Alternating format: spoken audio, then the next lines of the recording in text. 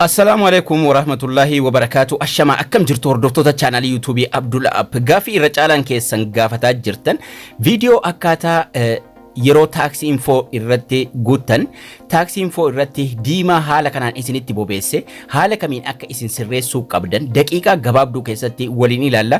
Dhimmi kun YouTuberoota baay'ee ilaallata, hunda keessanuu ni ilaallata jechuun ni danda'ama. Google Chrome irra seenuudhaan egaa akkaataa itti AdSense irra seenan yeroo baay'ee isinitti agarsiiseera, irra deddeebi'anii sana agarsiisaa ooluu hin barbaachisu.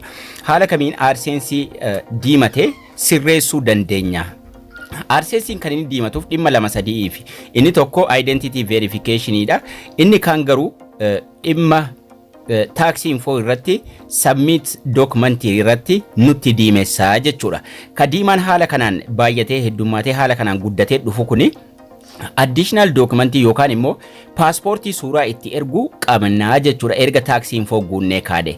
Tax info namni tokko yeroo guutee kahu keessattuu warra emailii lammaffaadhaan moonii tahaniif jechuudha.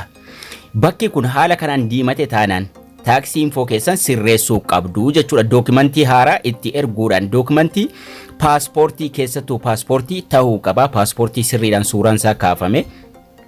Bakka diimate sana irra tuquudhumaan salphaatti haala kamiin akka passportii itti erguudhaan sirreessinu waliin ilaallaa jechuudha. Bakki diimaan kun haala kanaan dhufe taanaan bakkuma diimaa kanarra tuquudhaan dookumentii itti ergina. Waan isin asirratti hubachuu qabdan tokko jira.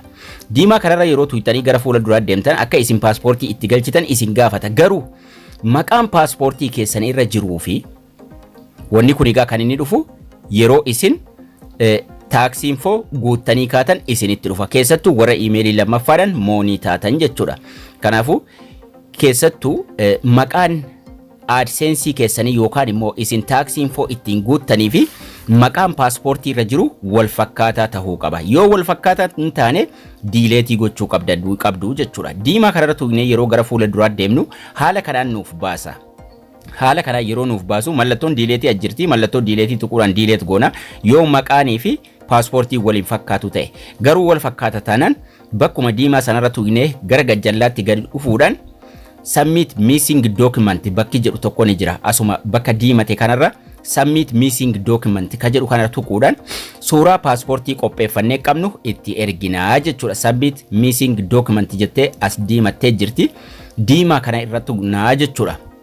Kana jechuun passportii kaafannee qabaachuu qabna. Passportiin suniif maqaan nuti ittiin tax info guunne wal fakkaachuu qaba. Submit missing document isii jettu kanarra tuquudhaan gara gajjallaatti gad deemnee haala kanaan nuuf baasa. Missing documentiin sun tokkoffaa sirriitti mul'achuu qaba. Lammaffaa passportii osoo ta'e irra wayyaadha. Yoo Itoophiyaa ta'e keessattuu passportii sirriitti mul'atu, ka suuraan mul'atu, ka maqaan sun sirriitti mul'atu tahuu qaba. Sanaan booda upload bakki jettu kun ni jirti. Upload kanarra tuquudhaan passportii itti galchinaa jechuudha. Gara gaalarii keenyaa nu geessa. Gaalarii keessaa passportii san finnee itti galchina. Haala kanaan passportii san erga itti galchinee kaane submit document ka jedhu kana tuqnaa jechuudha. Guyyaa lama sadii keessatti diimaan sun battaluma akkuma isin submit document gootanii ni bada. Garuu review godhu waan ta'eef ilaalanii yoo passportiin sun sirrii tahe same time diimaan sun achirraa isni kaha tax infoonis isin simatee jira jechuudha.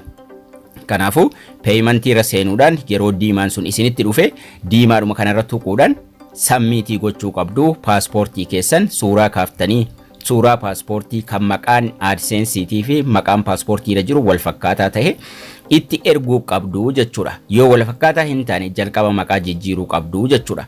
Haala salphaa ta'e kanaan passportii qulqulluu ta'e kan maqaan mul'atu, kan suuraan mul'atu itti erguu qabdu. Duraan barsiiseen jira barnoota isaa chaanaalii kiyya jala seenuudhaan haala kamitti akkasiin suuraa kaaftan, haala kamitti akka maqaa poostaa hunda jijjiirtan barnoota AdSense ka jedhu kanarra tuqachuudhaan barnoota AdSense kana jala akkamitti akka maqaan jijjiiramu wanni hundinuu ni jira. Wanni asirraa ka'ee isinitti agarsiisee fi namoonni baay'een irra caalaan keessan dhimma AdSense na waliin hordofaa dhuftanii jirtu.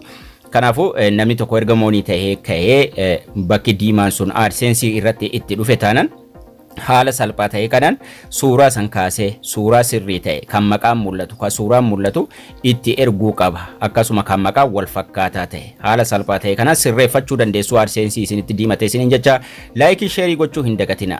Barnoonni keenyas kana fakkaata. Haga barnoota kutaa itti taanu walitti deebinutti turtii gaarii nagayaan tura.